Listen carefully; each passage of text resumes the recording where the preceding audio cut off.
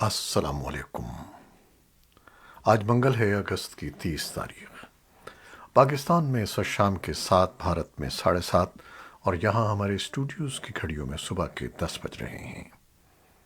Voice of America Washington کی Urdu service سے میں ہوں خالد حمید، خبروں کے ایک بلیٹن کے ساتھ۔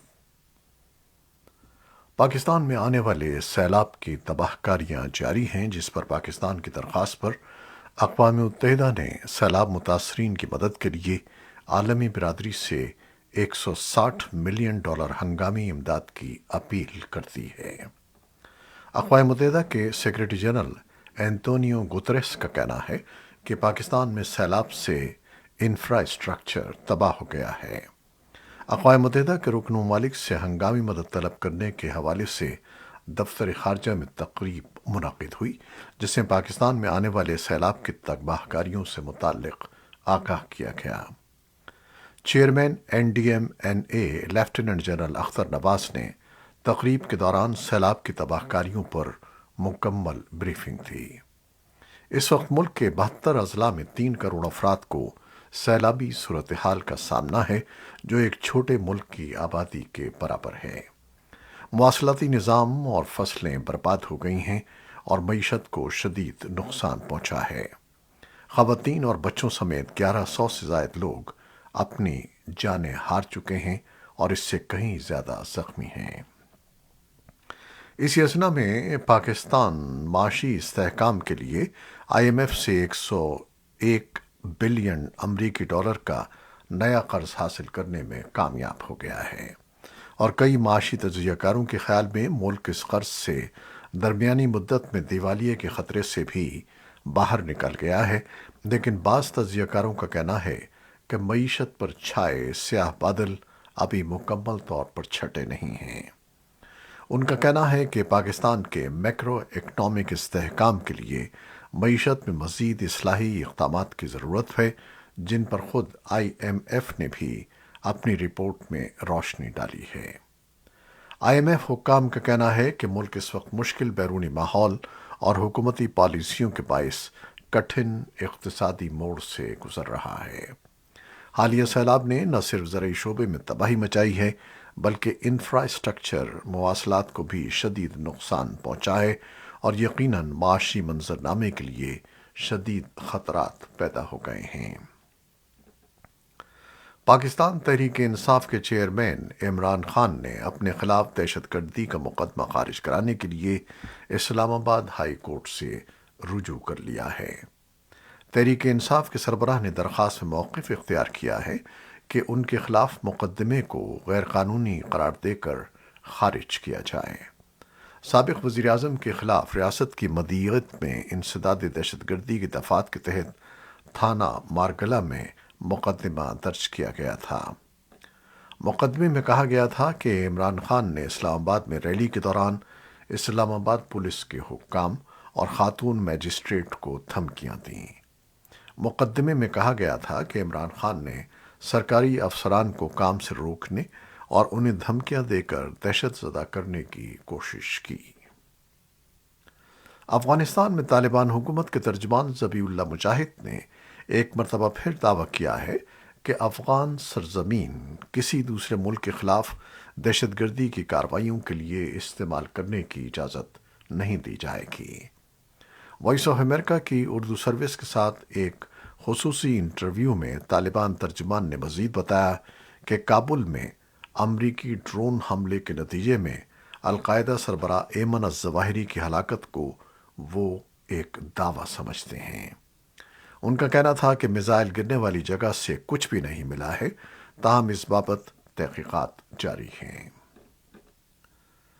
یونیما کے قائم مقام سربراہ پٹزیل کا کہنا ہے کہ افغانستان کے مستقبل کا استحکام افغان عوام کی ضروریات کو پورا کرنے، ان کے حقوق کے تحفظ اور تمام انتظامی ڈھانچوں میں ملک کے تنوع کی عکاسی پر منحصر ہے۔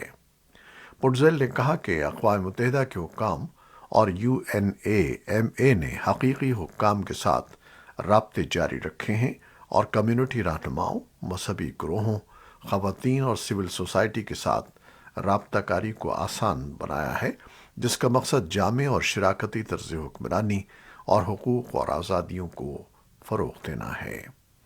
افغانستان پر سلامتی کونسل کے پیر کے اجلاس کے دوران یوناما کے قائم مقام سربراہ مارکس پٹزل نے کابل سے باتیں کرتے ہوئے کہا کہ کابل میں طالبان کابینہ اور قندھار میں مقیم طالبان رہنما ہبت اللہ آخنزادہ کے درمیان تعلق ابھی تک غیر واضح ہے۔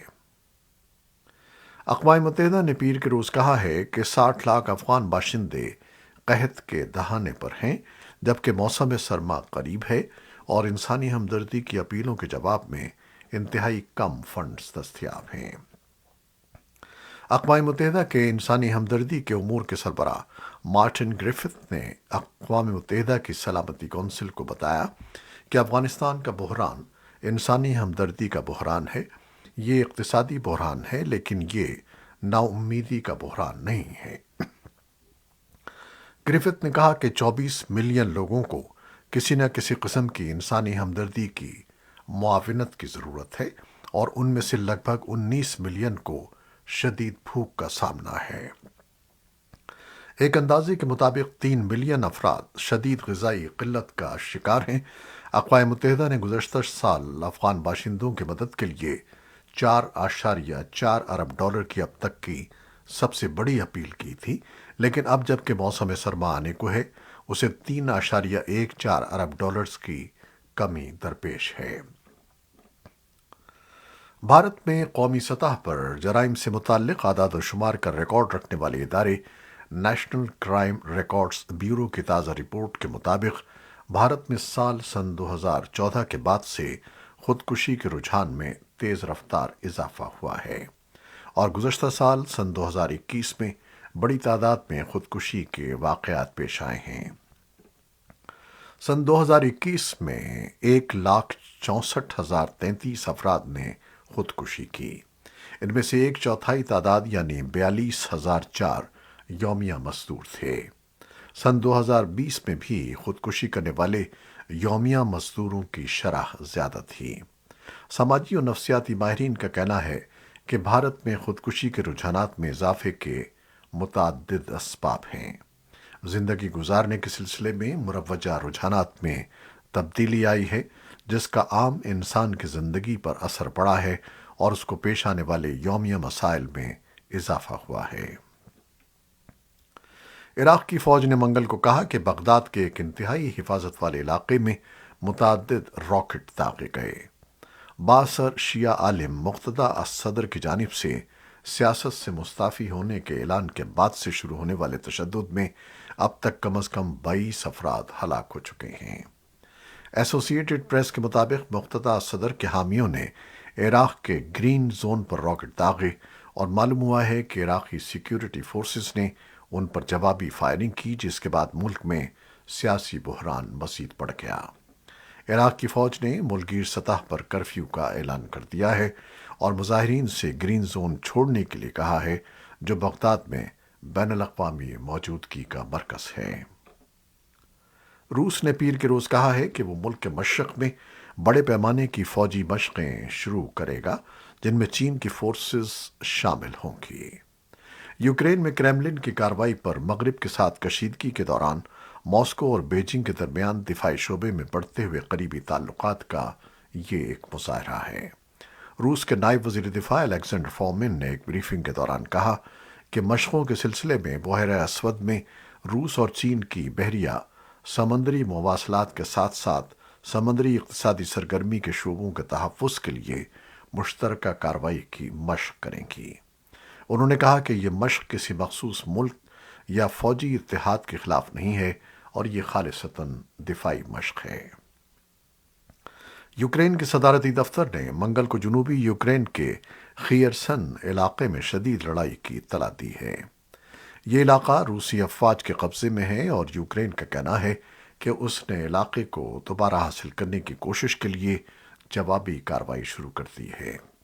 یوکرین کے صدر ولادیمیر زیلنسکی نے پیر کو اپنے خطاب میں اس عزم کا اظہار کیا کہ یوکرین کی افواج اپنی سرزمین واپس لے لیں گی۔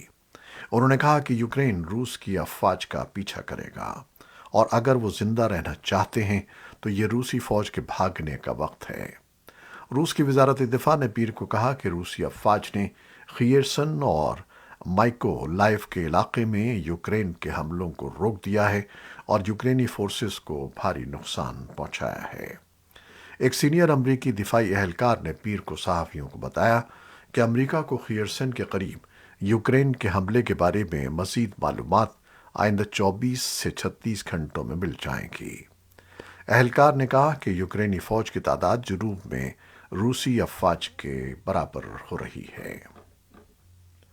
اقوام متحدہ کے جوہری امور کے نگراں ادارے کی ایک رپورٹ کے مطابق، جسے خبر رساں ادارے رائٹرز نے پیر کے روز دیکھا، ایران یورینیم کی افزودگی کے اپنے جدید پروگرام کو اپ گریڈ کرنے میں پیش رفت کر رہا ہے، جبکہ مغرب سن 2015 کے جوہری معاہدے کی بحالی پر ایران کے رد عمل کا انتظار کر رہا ہے۔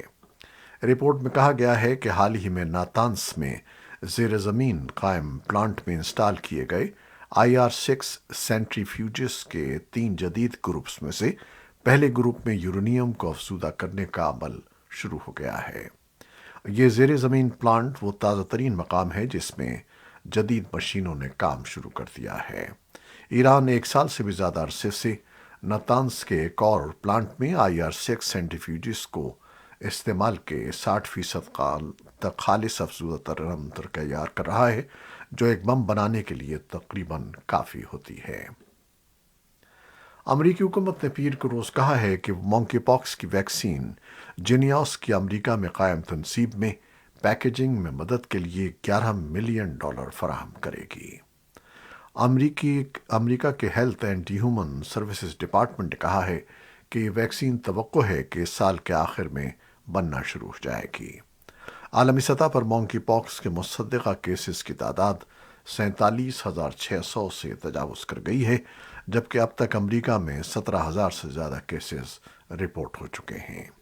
CDC کی ڈائریکٹر روشیل والنسکی نے گزشتہ ہفتے کہا تھا کہ اگست تک ملک بھر میں جینیوس ویکسین کی 2,07,000 خوراکیں دی جا چکی ہیں، لیکن بہت کم لوگوں کو مکمل حفاظت کے لیے درکار دوسرا شاٹ نہیں لگا ہے۔ یہ تھی وہ خبریں جو فیس بک لائیو پر ہم نے آپ کے لیے پیش کی۔ ہماری ویب سائٹ، یوٹیوب اور پوڈ کاسٹ پر یہ بلیٹن آپ کے لیے پوسٹ کر دیا جاتا ہے۔ آپ ہمارے بلیٹن کو شیئر کرتے ہیں اور اپنے کمنٹس میں اپنی محبتوں اور دعاؤں کا اظہار کرتے ہیں، جس کے لیے ہم آپ کے بے حد ممنون ہیں۔ اپنی ان محبتوں کو جاری رکھیے گا۔ نیوز ایڈیٹر بہجت جیلانی کے ساتھ خالد حمید اجازت چاہے گا۔ اللہ حافظ۔